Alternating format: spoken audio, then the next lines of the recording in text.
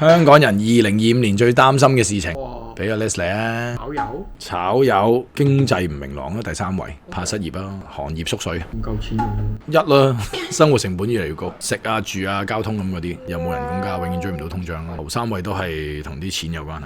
我諗呢個係香港人成日都有呢個迷思啊。買唔到樓，係啊，2啊，買樓，不過已經跌咗落第2啊。我相信咧幾年前應該係1嚟嘅，而家啲人咧睇唔好後市。擔心細路仔學業，小朋友即係教育壓力啦。真係好癲！見到啲人2、3歲就要開始加好嘅 N 班啊，之後先可以入到好嘅幼稚園。我都係嗰句，最緊要流川楓話齋近，跟住呢個切身啲嘅。健康冇錯，健康我都好開心，香港人開始注重健康多咗啦。係啦，咁就第5位啊，驚啲慢性病啦，情緒病多，情緒病都多，呢2個都同工作有關。而家今期被 AI 取代，係啊，第7位啦已經，剩翻仲有一個退休。退休啊！啲人可以擔心退休，驚唔夠錢使啊之後，所以其實都係連住，大家都肯生嘅話，咪希望有人養啦。哦，唔係喎，都好多唔肯生喎。有啲生唔到，唔話俾你聽啫。希望大家長生長有，祝福你哋。